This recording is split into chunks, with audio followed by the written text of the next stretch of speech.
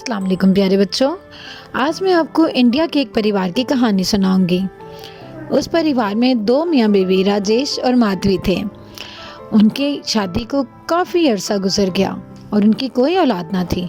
यहाँ तक कि उनकी शादी को 15 साल का अरसा गुजर गया, लेकिन उनकी कोई भी औलाद ना थी। वो अक्सर इस बात से परेशान रहते थे। उनको इस चीज़ की कमी बहुत महसूस होती। माधवी अक्सर अपने शोहर से कहती कि हमारे यहाँ भी औलाद हो, हम भी अपने बच्चों को लेके बाहर जाएं। काश हमारे ऊपर भी जल्दी से वो खुशी का वक़्त आ जाए। वक्त गुजरने के साथ साथ उन दोनों के लिए ये कमी बहुत बड़ी होती जा रही थी और वो इस कमी को बहुत शिद्दत से महसूस करने लगे। आखिर अल्लाह ताला ने उनकी सुन ली और वो खुशी का लम्हा भी उनकी ज़िंदगी में आ ही गया। शिद्दत से अपने आने वाली औलाद का इंतज़ार था, लेकिन माधवी की हालत कुछ इस तरह की थी कि उसको खुली फ़ज़ा में सांस लेना बहुत अच्छा लगता था। वो ज़्यादा बाहर तो ना जाती थी, लेकिन उसके अपने घर में बाहर को खुलने वाली एक खिड़की थी जिसके पास उसको बहुत अच्छा महसूस होता। वो उसके पास एक चारपाई बिछा के रखती और अक्सर ही उस चारपाई पर चढ़ के बाहर देखती रहती थी। उसको बाहर का मंजर देखना बहुत अच्छा लगता था, लेकिन बाहर जहाँ पे वो देखती थी, उस खिड़की के बाहर एक खूबसूरत बाग था। उस बाग की वो सैर करना चाहती थी। उसकी हालत कुछ ऐसी थी कि वो चाहती थी कि जो ख्वाहिश मैं करूं फ़ौरन पूरी हो जाए। वो अपने शोहर से इस बात पे लड़ पड़ती कि तुम मुझे बाहर सैर के लिए लेके जाओ। बाहर बागात की सैर करना, खेतों की सैर करने का उसको बहुत शौक था। वो उसको कहती, आखिर आप मुझे बाहर क्यों नहीं लेके जाते? क्या आप नहीं चाहते कि मैं खुश रहूं? मेरा दिल करता है कि मैं बाहर जाऊं, खुली फिजा में सांस लूं, लेकिन आप तो मुझे बाहर लेके ही नहीं जाते। मुझे बिल्कुल अच्छा नहीं लगता कि मैं हर वक्त घर में बंद रहूं। बाहर जाने से मेरी तबीयत पे अच्छा असर पड़ेगा और मैं जब खुली फिजा में सांस लूंगी तो मुझे अच्छा लगेगा। मैं तुम्हें बाहर कैसे लेके जा सकता हूँ? तुम समझती क्यों नहीं? तुम जानती भी हो कि वहाँ पे एक चुड़ैल का राज है और सब लोग ये बातें यूं ही नहीं कहते। यकीनन किसी ने कुछ देखा है तो वो लोग ये बात करते हैं। कैसे हो सकता है? मैं तो नहीं मानती कि कोई चुड़ैल वहाँ पे रहती हो। लोगों ने बस एक अफवाह बना दी और आप मान गए। हमने आज तक कोई चुड़ैल देखी है? लेकिन मैं इतना बड़ा रिस्क नहीं ले सकता। मैं नहीं चाहता कि हमारी जिंदगी में कुछ बुरा वक्त आए। अगर वाकई में इस बात में हकीकत हुई और वहाँ पे किसी चुड़ैल का कब्जा हुआ तो तुम सोच सकती हो कि क्या होगा। तुम्हें इस बात को समझना चाहिए कि हमें बाहर वहाँ उस तरफ को नहीं जाना चाहिए। तुम क्यों जिद करती हो? तुम कोई छोटी बच्ची तो नहीं। तुम्हें इस चीज की समझ होनी चाहिए कि बाहर जाना तुम्हारे लिए अच्छा नहीं और खास तौर पे इन खेतों में जाना बिल्कुल भी नहीं। तो वो बिल्कुल उदास हो जाती। आखिर तुम ऐसा क्यों करती हो? अच्छा देखो, मैं तुम्हें बाहर ले जाऊंगा, तुम इस तरह से परेशान ना हो। अच्छा देखो, अपना मूड ठीक करो। मैं नहीं चाहता कि तुम परेशान रहो। इस चीज का तुम्हारे ऊपर अच्छा असर नहीं पड़ेगा। मैं चाहता हूँ कि तुम बस खुश खुश रहो। ठीक है, मैं तुम्हें बाहर ले जाऊंगा। और इस तरह से उसने उसके साथ बाहर लेके जाने की हामी भर ली। लेकिन जब वो बाहर सैर को गए तो वहाँ पे वाकई में फ़ौरन चुड़ैल आ गई और चुड़ैल को देख के तो वो दोनों बहुत खौफज़दा हो गए। वो दोनों समझ ही ना पाए कि आखिर क्या हो गया। वो दोनों डर के एक दूसरे से बहुत दूर हो गए। चुड़ैल चीखी, तुम लोग मेरे बाग में आए कैसे? तुम्हारी जुर्रत कैसे हुई यहाँ पे आने की? तुम लोगों को नहीं पता कि ये मेरी जगह है और मैं यहाँ किसी को बर्दाश्त नहीं करती। तुम लोगों को इतनी समझ नहीं है कि किसी की जगह पे जाना कितनी बुरी बात है। अब तुम लोग आ गए हो तो अब तुम लोगों की खैर नहीं। ये क्या कह रही हो तुम? हमें नहीं पता था कि तुम इस जगह पे रहती हो। हम तो बस गलती से आ गए। तुम हमें माफ कर दो, हम आइंदा यहाँ कभी नहीं आएंगे। हाँ ठीक है, हम यहाँ से चले जाते हैं। तुम हमें माफ कर दो, हमारी तो इसमें कोई गलती नहीं। हम नहीं चाहते थे कि हम यहाँ पे तुम्हें परेशान करें और ना ही हमें इस बारे में पता था कि तुम यहाँ पे रहती हो। देखो, तुम हमें माफ कर दो, हम आइंदा यहाँ पे कभी भी नहीं आएंगे। और चुड़ैल जो थी वो समझने की सूरत में ना थी। राजेश ने उससे बहुत मेहनतें की कि तुम हमें माफ कर दो और हमें कोई सजा ना दो। हम लोग आइंदा कभी भी यहाँ नहीं आएंगे। ये सब कुछ अनजाने में हो गया। हमें पता नहीं था कि तुम यहाँ पे होती हो, वरना हम कभी भी यहाँ पे ना आते।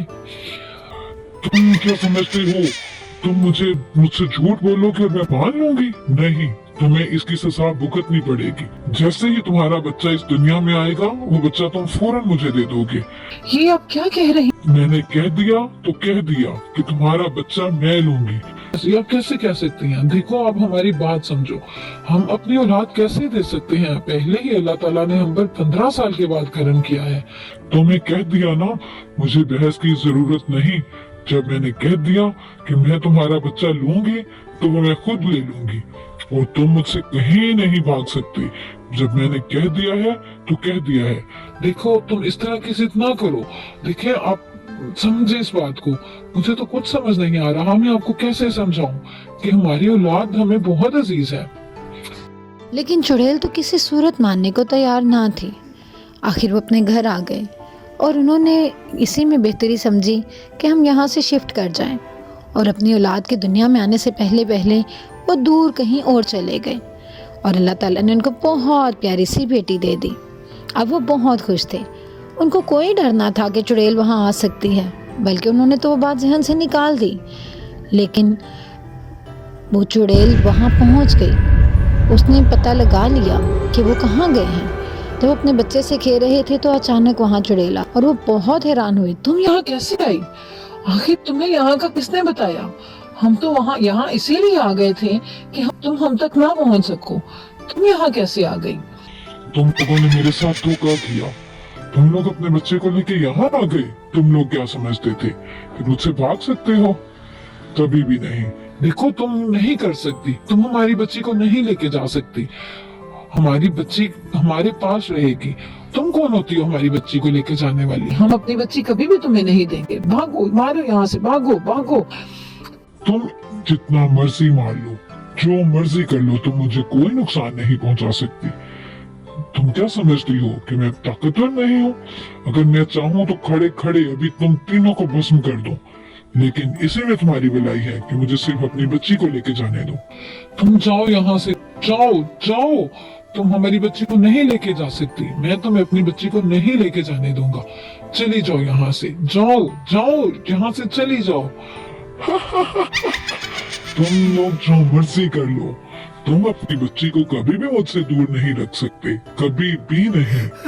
मैं इसको लेके जा रही हूँ। और वो दोनों रोने लगे।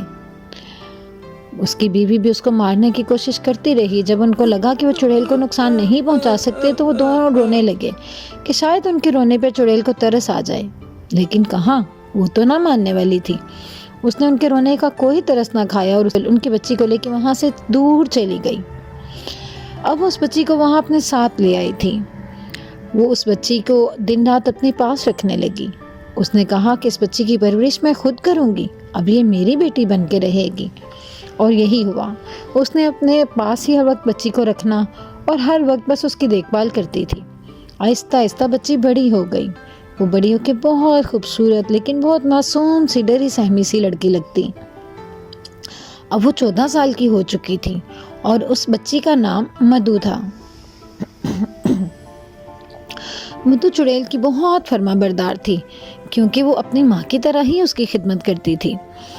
वो हर वक्त उसकी बात मानती और जैसे वो कहती वो उसी तरह करती।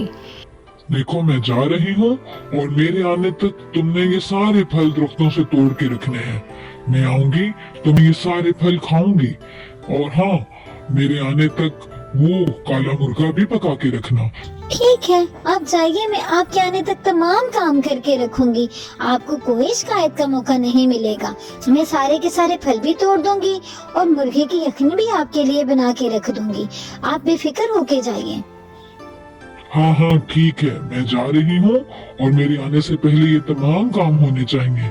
और हाँ, वो जो बकरा मैंने बांध के रखा है उसको वहीं पे रहने देना, उसको खोलने की जरूरत नहीं। रात को मैं उस बकरे की हड्डियां खाना चाहती हूँ।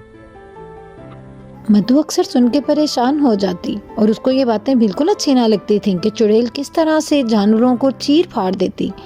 लेकिन वो मजबूर थी, वो कभी भी उसके खिलाफ ना जा सकती थी, वो कुछ कर ही नहीं सकती थी। हाँ, एक तोता था, बहुत खूबसूरत पर्पल कलर का तोता, जो अक्सर मधु के पास आता और उससे बातें करता। वो देखता रहता था कि चुड़ैल किस तरह से उसके साथ जुल्म करती है। वो तोता उससे अक्सर कहता, प्यारी छोटी सी गुड़िया, तुम यहाँ से चले क्यों नहीं जाती? तुम यहाँ पे रहती हो, मुझे बिल्कुल अच्छा नहीं लगता वो चुड़ैल जिस तरह से तुम्हारे साथ बातें करती है। क्या करूं मिठू मियाँ, मुझे अच्छा नहीं लगता, लेकिन मैं कहीं भी नहीं जा सकती। आखिर मैं कहाँ जाऊं? मैंने तो शुरू से ही इस जगह के अलावा कुछ नहीं देखा। तुमने शायद देखा हो कि मैं कभी भी इस जगह से बाहर नहीं गई। मुझे तो बस यहीं पे रहना और बस अपनी माँ की बात सुनना ही अच्छा लगता है। जो मुझे कहती है मैं वही करती हूँ। वो चुड़ैल को अपनी माँ ही कहती थी और उन्हीं की तरह से ही बात करती थी, लेकिन मिट्ठू को ये अच्छा ना लगता था। वो अक्सर उसको कहता कि तुम्हें ये सब नहीं करना चाहिए, तुम क्यों ऐसे करती हो। और फिर एक दिन ऐसा हुआ जैसे मधु की ख्वाहिश पूरी हो गई हो। एक बहुत खूबसूरत नौजवान उस जंगल की तरफ आया और मिट्ठू प्यारी प्यारी सी बातें करके उस नौजवान को अपने साथ ले आया। असल में मिट्ठू मधु की मदद करना चाहता था। ये रात का वक्त था और वहाँ पे बहुत खूबसूरत जुगनू उड़ रहे थे। वो लड़का पहले छुप के देखता रहा कि आखिर ये मिट्ठू मुझे इस तरफ क्यों लेके जा रहा है। फिर उसने जब मधु को देखा तो उसे वो बहुत अच्छी लगी और वो खुद उसके पास आया। वो जब वहाँ पे आया तो मधु खुद उसको देख के हैरान रह गई और उससे कहने लगी, आप कौन हैं और यहाँ पर कैसे आए? ये मिट्ठू आपको यहाँ क्यों ले आया? क्या मैंने आपको पहले कभी देखा है? लेकिन मैंने तो पहले कभी भी किसी इंसान को यहाँ आते हुए नहीं देखा। तुम मुझे नहीं जानती, लेकिन मैं तुम्हें जानता हूँ। आप क्या कह रहे हैं? मुझे समझ नहीं आ रही। सुनो, पहले मेरी बात सुनो। मिट्ठू ने मुझसे कहा कि एक लड़की को मेरी मदद की जरूरत है और मुझे यहाँ आना चाहिए, इसलिए मैं मिट्ठू के साथ चलते चलते यहाँ पर आ गया। मैं देखना चाहता था कि कहीं कोई मुश्किल में फंसा हो, लेकिन ऐसा लगता तो नहीं। तुम तो बिल्कुल आजाद लग रही हो। मुझे नहीं लग रहा कि तुम किसी कैद में हो या किसी मुश्किल में हो। अगर ऐसा है तो तुम मुझे बताओ, मैं तुम्हारी मदद करूँगा। मिट्टू ठीक कह रहा है, मैं वाकई ही मुश्किल में हूँ। आपको मेरी मुश्किल अभी नजर नहीं आएगी, लेकिन हकीकत यही है कि मैं बहुत परेशानी में हूँ। एक चुड़ैल ने मुझे अगवा कर रख के यहाँ पे रखा है। मैं नहीं जानती कि वो कौन है, लेकिन वो कहती है मुझे माँ कहो तो मैं उसे माँ ही कहती हूँ, लेकिन मैं उसके साथ खुश नहीं हूँ। और इस तरह से उसने अपना किस्सा उसको सुना दिया और वो लड़का बहुत हैरान हुआ कैसे एक लड़की इतनी मुश्किल और परेशानी में यहाँ पे फंसी हुई है। वो उसकी मदद करना चाहता था और उसकी मदद करने के लिए अब वो नौजवान एक तांत्रिक के पास गया और उसको अपने साथ लेके आया। उन्होंने पहले तो छुप के सारी सूरत हाल का जायजा लेने की सोची। उन्होंने देखा कि आखिर देखना तो चाहिए कि लड़की की बात में किस हद तक सच्चाई है, और वो देखते रहे कि चुड़ैल वाकई वहाँ पे रहती थी और उस पे इसी तरह से रोक डालती और तमाम काम उससे करवाती थी। वो फिर मधु से मिले और उससे सूरत हाल जानने की कोशिश की। वो जानना चाहते थे कि वो क्या कहती है। जब वो मधु के पास आए तो उस नौजवान ने उससे कहा, देखो, तुम मुझे बताओ कि आखिर सब मामला क्या है। हम तुम्हारी मदद करना चाहते हैं और हम तुम्हारी मदद तब तक नहीं कर सकते जब तक तुम हमें बताओ मत। मैं खुद कुछ नहीं जानती। मुझे नहीं पता कि मैं यहाँ कैसे आई हूँ। मैंने तो जब से होश संभाला है अपने आप को इसी चुड़ैल के साथ देखा है। मुझे अच्छा नहीं लगता जिस तरह की जिंदगी वो गुजारती है। जानवरों का खून पीकर उनकी हड्डियाँ चबाकर वो रहती है और मुझे अच्छा नहीं लगता। ये सही कह रही है, मैंने तमाम सूरत हाल जान ली है। ये चुड़ैल असल में इसके माँ बाप से इस बच्ची को चुरा लाई है। इस लड़की के माँ बाप इसको ढूंढ रहे हैं और वो परेशान है। तो आप बताइए, मैं कैसे अपने माँ बाप से मिल सकती हूँ? मैं उनके पास जाना चाहती हूँ। सुनो लड़की, मैं तुम्हारी मदद करूंगा, लेकिन तुम्हें उस बात को समझना होगा। मैं जिस तरह से तुम्हें कहूँगा तुम उस तरह से करोगी। तुम्हें बिल्कुल वही करना होगा जैसे मैं कहूँ, और उसी तरह से चलना होगा जैसे मैं तुम्हें बताता हूँ। दूर पश्चिम में एक परिंदा है, तुम्हें उस परिंदे के पास जाना होगा। वो परिंदा तुम्हें बताएगा कि चुड़ैल का खात्मा कैसे हो सकता है। जिस तरह से वो परिंदा कहेगा तुम वैसे करोगे। आखिर मैं उस परिंदे तक पहुँच कैसे सकती हूँ? क्या आप मुझे बताएंगे कि वो परिंदे तक जाने का रास्ता क्या होगा? क्या बहुत मुश्किल रास्ता है? क्या मैं बहुत आसानी से वहाँ तक पहुँच सकती हूँ? क्या मैं कैसे जाऊँगी? तुम जानती हो वो पंछी जो मुझे तुम्हारे पास लाया था, जिसने मुझे बताया था कि तुम मुश्किल में हो? जिसने मुझसे कहा था कि मुझे तुम्हारी मदद करनी चाहिए, वो पंछी तुम्हें जरूर गाइड करेगा और मुझे उम्मीद है कि वो तुम्हारी हेल्प करेगा तुम्हें वहां तक लेके जाने में। वो हाँ, ये बिल्कुल सही कह रहा है। तुम्हें उस पंछी की मदद लेनी चाहिए। अगर वो तुम्हें अपनी दोस्त समझता है और तुम्हारी मदद करता है और तुम्हें परेशानी में नहीं देख सकता, तो वो जरूर तुम्हारी मदद करेगा। रास्ता थोड़ा कठिन जरूर है, लेकिन तुम उसके पीछे चलते चलते उस पीले परिंदे तक पहुंच जाओगी। और उस पीले परिंदे से सिर्फ एक बात कहना कि वो परिंदे, तुम्हें पता है मैं मुश्किल में हूँ, मैं चुड़ैल के साथ नहीं रह सकती, तुम मुझे उससे छुटकारा पाने का कोई हल बताओ। और वो तुम्हें जरूर बताएगा। आप ठीक कह रहे हैं, मुझे जरूर उस पंछी की मदद लेनी चाहिए और मैं लूंगी भी। मैं उसकी मदद के साथ जरूर उस पीले परिंदे तक पहुंचूंगी और उस चुड़ैल का खात्मा करूंगी। मैं जरूर ऐसा करूंगी।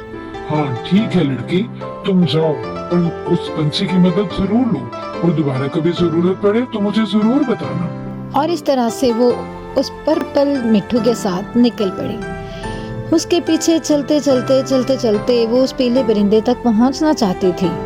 मिट्ठू उसको रास्तों में गाइड करता रहा। वो कहीं थक के रुक भी जाती तो वो मिट्ठू उसको हिम्मत देता और कहता कि अपनी मंजिल तक पहुंचने के लिए हमें मेहनत तो करना होगी। कितनी दूर है आखिर, मैं बहुत थक गई हूँ, मुझसे और नहीं चला जाता, मेरे पाँव में छाले पड़ चुके हैं। बताओ ना मिट्टू, और कितनी दूर जाना होगा मुझे? हम कितना सफर करेंगे? क्या तुम नहीं थके? हाँ, क्यों नहीं, लेकिन तुम्हें मेरे पीछे आना पड़ेगा। बस आओ, मंजिल थोड़ी ही दूर है। और इस तरह करते करते वो काफी दूर चले गए और मधु ने हिम्मत ना हारी। अब बताओ ना, कहाँ पे पीला परिंदा कहाँ? मुझे तो यहाँ नजर नहीं आ रहा, जबकि वो 2 खजूर के दरख्त तो यहीं पे हैं जो तांत्रिक ने बताए थे कि उन दरख्तों के पास ही वो कहीं पे होगा, जबकि वो तो यहाँ नजर नहीं आ रहा। क्या हमारे साथ धोखा तो नहीं हुआ? क्या हम सचमुच उसी जगह पहुँच चुके हैं जहाँ पे पीला परिंदा हो? क्या हमें गलत गाइड किया गया? तांत्रिक बाबा ने हमें सही जगह का नाम बताया हो? क्या है आखिर? नहीं, ऐसा नहीं है। वो पीला परिंदा यहीं पे होगा और वो दूर खड़ा पीला परिंदा देख रहा था और उनकी बातें सुन भी रहा था कि ये मेरी ही बात कर रहे हैं, तो आखिर क्यों मुझे ढूंढ रहे हैं ये? उसने खड़े होकर उनकी बातें सुनना चाहिए, तो उसको थोड़ी बहुत सूरत हाल का अंदाजा हो गया और वो समझ गया कि उनको उसकी जरूरत थी। इसलिए उसने भी सोचा कि इनसे पूछा जाए और वो आया और उनके पास आके पूछने लगा, तुम्हें मेरी क्यों जरूरत है? तुम्हें क्या चाहिए? क्या है ऐसा राज जो तुम मुझसे जानना चाहते हो? देखो, हमें उस चुड़ैल का खात्मा करना है जिसकी मौत का राज तुम जानते हो। उस चुड़ैल ने इस बच्ची का जीना हराम कर रखा है, वो इसको चैन से नहीं जीने देती। हम चाहते हैं कि तुम हमारी मदद करो। पीले परिंदे, इस बच्ची की मदद करो।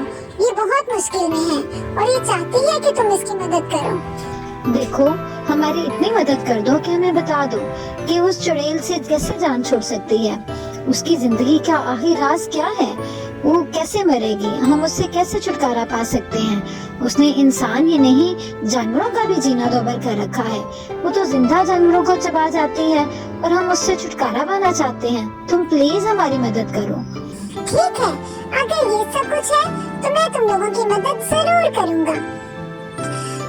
मैं तुम लोगों को जरूर बताऊंगा कि उस चुड़ैल की आखिर मौत का राज है क्या, उस चुड़ैल की जान किसमें है। मैं तुम्हें बताऊंगा, एक जड़ी बूटी है जो नहर के पास एक पौधा उगता है। उस पौधे को पिल्टूस कहते हैं। उस पिल्टूस पौधे के पास एक पत्ता होगा। उस नीले पत्ते को तुम तोड़ो और उसको पानी में घोल के उस चुड़ैल को पिला दो, तो वो चुड़ैल उसी वक्त खत्म हो जाएगी। तुम ठीक कह रहे हो, लेकिन क्या वो पत्ता हमें आसानी से मिल जाएगा? क्या हम आसानी से ये काम कर पाएंगे? हाँ, क्यों नहीं, तुम जरूर कर लोगे। और दूसरी तरफ वो नौजवान जिसका नाम करण था, वो मधु के माँ बाप के पास गया और उनको बताया कि उनकी बच्ची जो थी वो मिल चुकी थी और किस तरह से चुड़ैल के कब्जे में थी। वो लोग तो सुन के बहुत खुश हुए। तमाम सूरत हाल जब करण ने उनको बताई तो उसने ये भी बताया कि वो अब उस चुड़ैल का खात्मा करने के करीब है, वो यकीनन जल्द ही उस चुड़ैल से छुटकारा पा लेगी। आखिर वो माँ बाप थे, दोनों सुन के रह तो ना सकते थे, सारी की सारी सूरत हाल जब करण ने उनको बता दी तो उसने उनको ये भी बताया कि वो खुद उन दोनों को उसके पास लेके जाएगा। अब तो वो दोनों की खुशी का ठिकाना कोई ना था। उन्हें लगा जैसे उनको दोबारा जिंदगी मिल गई हो। वो फौरन उसके साथ चलने को तैयार हो गए। दूसरी तरफ मधु उस पत्ते के पास पहुंचने को ही थी। नहर के पास वो पहुंची और वहां पे उसने वो देखा तो वही पौधा और उसके पास उसको एक नीले रंग का पत्ता नजर आ ही गया। तो उसने फौरन से पहले उस पत्ते को तोड़ लिया और तोड़ के वो वापस अपने घर की तरफ चल दिए और घर तक पहुंचते पहुंचते उनको शाम हो गई। और जाते ही मधु ने फौरन से पानी में उस नीले पत्ते को घोला और चुड़ैल के पास चली गई। चुड़ैल ने उससे कहा, तुम कहाँ थी सुबह से? मैं तो तुम्हें पूछ रही थी। लेकिन जैसे ही चुड़ैल ने उस पानी को पिया तो वो फौरन वहीं पे गिर गई और गिरते ही वो फौरन मर गई। अब तो मधु बहुत खुश हुई। मधु की खुशी का कोई ठिकाना ना था और उससे भी बड़ी खुशी उसको तब मिल गई जब करण उसके माँ बाप को लेके उसके पास पहुंच गया। वो अपनी माँ और बाप से मिलके बहुत खुश हुई। उसकी माँ भी उसको देख के बहुत खुश हुई। उसको तो यकीन ही ना आता था कि ये हमारी वही बच्ची है जो छोटी सी थी तो हमसे बिछड़ गई थी और उस चुड़ैल ने उसको अपने कब्जे में ले लिया था। अब तो बाप भी बहुत खुश था कि उसकी बच्ची उसको मिल गई और माँ भी। बाप तो उससे बहुत प्यार करता और हैरान होता कि वाकई में हमारी बच्ची इतनी बड़ी हो चुकी है, क्योंकि अब तक उनकी सोचों में तो वो एक नन्ही सी छोटी सी बच्ची ही थी जिससे वो खो चुके थे। उन्होंने ना तो उसको बड़े हुए देखा था और ना ही कभी सोचा था कि वो किस तरह की होगी, लेकिन आज वो बहुत खुश थे और इस तरह से वो अपनी बेटी से मिल गए। तो बच्चों, आपने देखा कि जुल्म कितना ही बड़ा क्यों ना हो, आखिर उसका खात्मा हो ही जाता है और उसका खात्मा हमेशा बुरा ही होता है। जब कोई शख्स या कोई भी किसी के साथ बुरा करता है तो उसके साथ भी बुरा होता है। मधु तो आखिर अपने परिवार से मिल गई, लेकिन चुड़ैल को अपनी जिंदगी से हाथ धोने पड़े। अगर वो अच्छी जिंदगी गुजारती, दूसरों की मदद करती, तो शायद वो चुड़ैल ही ना होती और शायद वो चुड़ैल होते भी तो वो सुख से और सुकून से रह रही होती। इस तरह से बुरी तरह उसका खात्मा ना होता। तो हमें कभी भी किसी को भी परेशान नहीं करना चाहिए, बल्कि हमेशा दूसरों की मदद करनी चाहिए। इसी में हमारी भलाई भी है और दूसरों का भला करके हमेशा हमें खुशी भी महसूस होती है।